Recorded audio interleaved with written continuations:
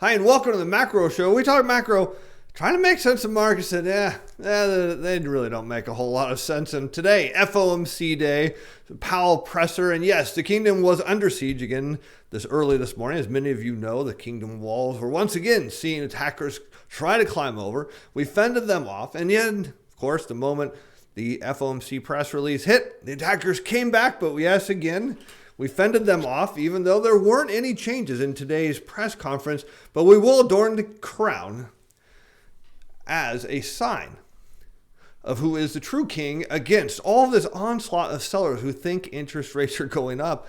And yet even Powell today said, we don't think so. So what happened in today's press conference? Well, there was no change in monetary policy. Now, some of you know that I thought, well, maybe, because there were whispers that they would increase the duration of their purchases and push them out further and buy more 30-year bonds, which I thought would be great because that would help squeeze the shorts out. But, Powell decided, couldn't really do it.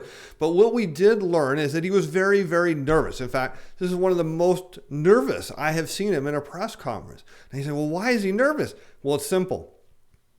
The economic data shows the economy is flatlining, starting to roll over, and monetary policy can't fix the second downturn. It can't.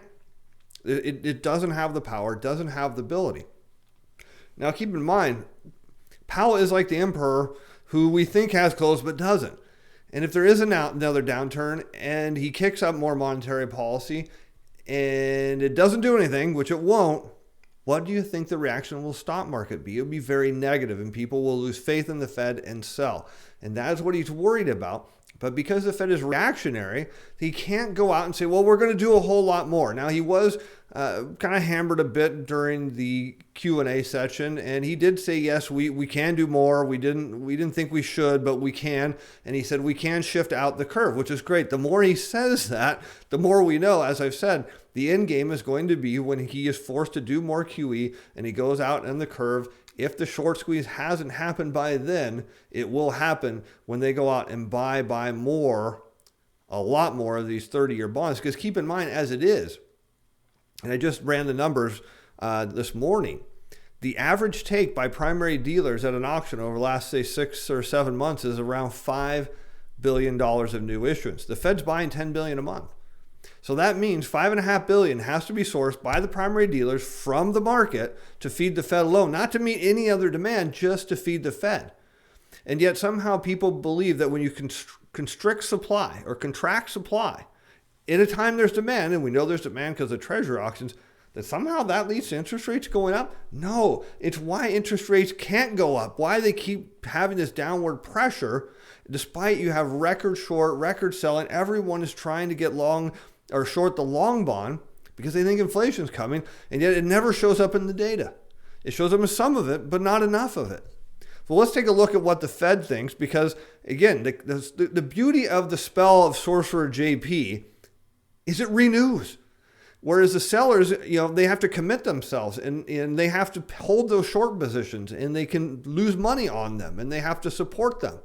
And as long as this, Sorcerer JP continues to cast QE every month, there is a point where the sellers run out and they have no more ammunition, no more desire to short, and they get squeezed out. Now, remember, it wasn't long ago that the Fed said, we see inflation coming in 2022. Well, here's the dot plots that now the Fed says, we don't see anything happening until 2023, and then a little bit, and it's not until 2020. We didn't put a date. We'll just use the word longer run to imply somewhere down the road that we don't know when or how, that we're finally going to get above our 2% target. In fact, they think they're going to get to 2.5%, which is pretty laughable.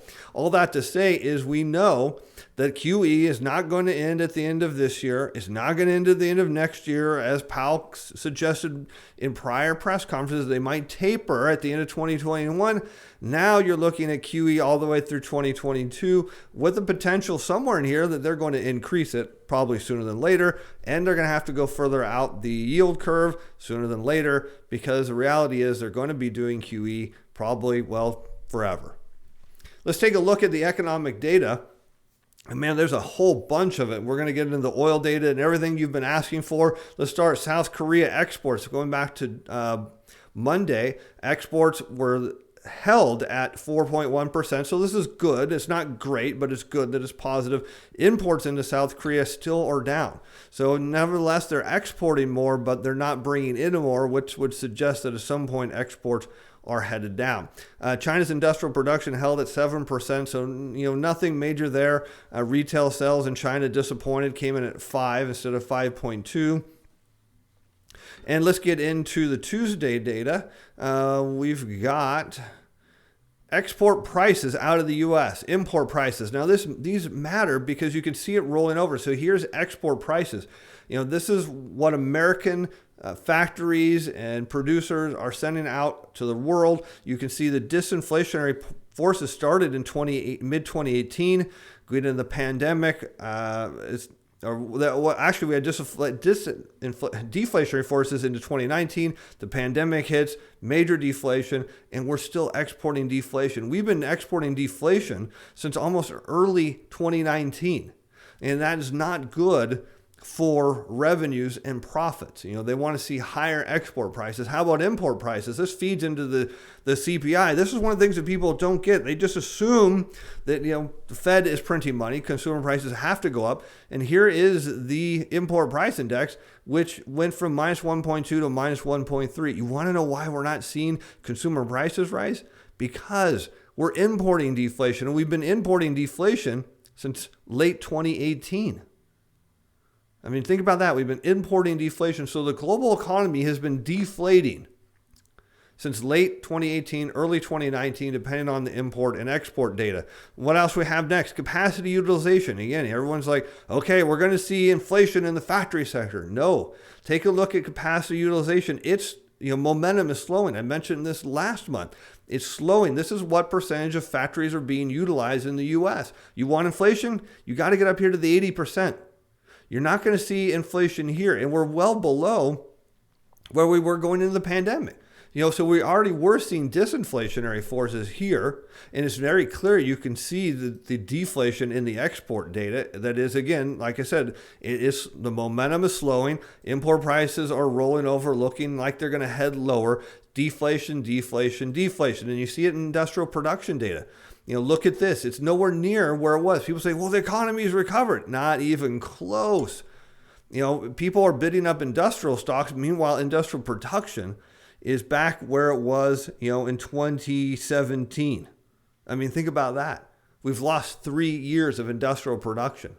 That's substantial. And the momentum behind it is slowing down. It would make sense because export prices are telling you, producers aren't making money if they're exporting deflation. Yeah, they're making money, but they're not making as much. So they're exporting deflation. How about the tick data? This is a Treasury in common data. This looks at, I probably got that wrong, but this is the foreign held Treasury data that comes out once a month. Then now we have the October data, which says China sold. And then people get really excited because China got rid of $7 billion of Treasury securities. It's a sign of a dollar shortage, my friends. It means they are short dollars. And yes, we saw the total number of treasuries owned by foreign institutions drop a whopping 3 billion, actually about 2.6 if you want to be technical. And the fact that China, again, is not, the term selling isn't actually correct here. They're probably just letting bonds mature and they're not buying new ones to replace them, is a sign that China is in a dollar shortage. This is a deflationary indicator. If you want to see inflation, you want to see this number rising. Deflation means it's falling. They are letting their treasuries mature because they need cash. That is key. They need cash. All right, how about Japan preliminary manufacturing and services PMI? Still unchanged. Oh, wait, I'm sorry. Services showing contraction. In the manufacturing sector showing like almost no change. Not good for Japan, although there is some good news in here for them, but that's not. How about consumer prices out of Great Britain are down to 0.3%. This is still plus, meaning it's slowing. So, disinflation here, not deflation, but disinflation. How about producer prices coming in factories? in Great Britain is improved, still importing deflation into the factories at minus 0.5% and exporting at minus 0.8. So still improvements in both of those numbers, but factories there exporting deflation. How about the preliminary manufacturing and services PMIs coming out of the Eurozone, where manufacturing showing a small increase for December. So that's good. Whereas services sector is also showing a small contraction. So the net result out of that is no real change in the preliminary composite PMI out of the Eurozone. How about the U.S. market? Let's talk about retail sales. These are still doing pretty good. Month over month, though, was down 1.1, which is not good, but the year over year is at 4.1. And this number is pretty high. If you look at it up here, I mean, it's good. I mean, normally you go back to, say, 1993 on a year over year rate of change, it's running toward the high of the cycle. And that usually means people are out spending money. And this is, gets looked at and said, well, this is inflationary. You got to keep in mind, retail sales don't include all things that people spend money on.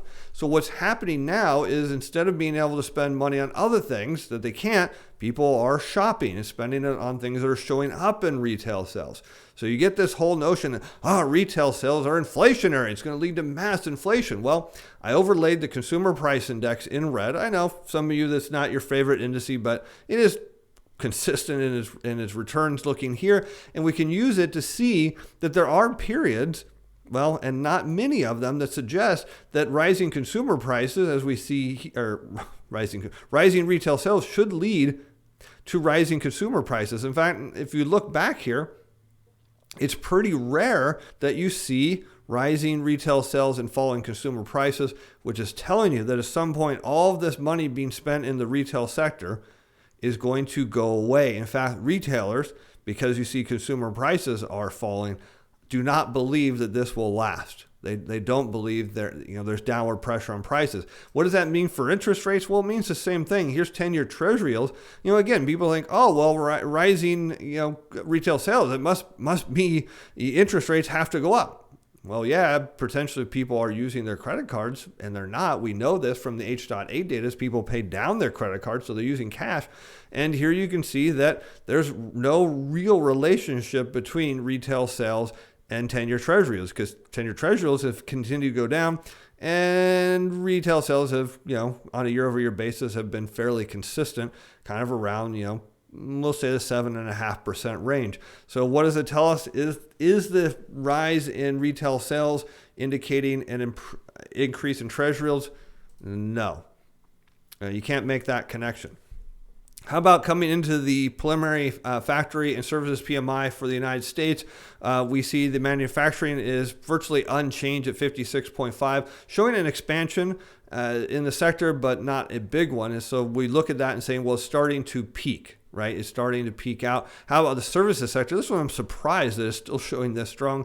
But the services sector went from 58 to 55. It's still expanding, but at a slower rate. So it's starting to slow down, bringing the composite PMI to 55, showing a slight expansion there, but at a slower rate. Remember, the economy is supposed to be booming and recover. Looking at the housing market index, it's starting to slow down. I didn't pull a chart on it, but let's see what we've got here. Draw a little line, zoom it out, and the housing market is just on fire. The question is, will what we see here, this is the home builders index, will it catch down to sentiment, which is way down here? I mean, buyer sentiment is actually pretty low despite all of the buying demand. So it'd be interesting to see if that changed. How about crude oil? After last week's 15 million barrel build, we saw a 3 million barrel draw. Let's look at the 5-year seasonal average, and we see it's the second highest level in the last 5 years. If we go out, we don't need to go out 10 years, but you can see it's really high, and going into a point where we're seeing economy shut down, winter coming, is not good for the oil industry, who's already cutting back on production. How about gasoline? We've got inventories up 1 million after going up over 4 million the week before. Let's look at the 5-year seasonal average, and what do you have? Highest in the last 5 years. So you see it's total gasoline stocks, highest level in the last 5 years at this time. What would we expect? Yeah, we're going to expect that number to go up. I mean, again, and production is down. That's the real key thing is everyone's like, oh, they're cutting production. It's bullish. Well, the inventory levels aren't really dropping. How about distillates? Distillate stocks up 167K following last week's 5+ million build, and distillate stocks are sitting right at where their second highest level in 5 years. So it kind of tells you that despite this reduced amount of production, that inventory levels are still high, again, going into this period of the winter, which you usually see inventory levels increase, but also with states shut down and counties shutting down and people staying at home and 20 million people on unemployment or thereabouts, it's not going to lead to higher prices. What we should expect to see in the oil market as speculators are bidding up prices is see demand drop. This is a demand issue, and the market's trying to front run that demand by bidding prices up because they think production's down. Well, there's some truth to that, right? If you cut the amount of production, you can obviously have higher prices, but you can't if there's no demand, and that is a real key here. There is a severe lack in demand. Let's take a look at some charts real quick while we're here. Markets seem to love today's press conference. S&P 500, after selling down in early trading, shot up, came back down a little bit after that. Tech stocks made new all-time highs, I believe, on the news that the Fed didn't do anything. I know, seems crazy. How about small caps? These things, it's amazing. This is the U.S. economy. Everyone is super bullish on the U.S. economy, and I wish them the best with that. Unfortunately, it doesn't appear that that's going to hold out. How about the energy sector? Looking at the XLE, the largest energy producer, Chevron and Exxon making up almost half of this, and you can see it's looking like it's starting to roll over. But crude oil sitting up at nearly $48 a barrel. Where's the demand going to come from to support these higher prices? That is the real key. The market is telling you demand is going to be strong and these inventory levels are going to drop rapidly, and yet we don't really see that in the data. And how about the bond market? Of course, going in, we see sellers in the early morning on stimulus hopes. And then we see on a day without QE, there's no QE today. There generally is not QE on a Fed presser day. And then, of course, the computer algorithms, the moment they read the news, sell, because nothing actually changed.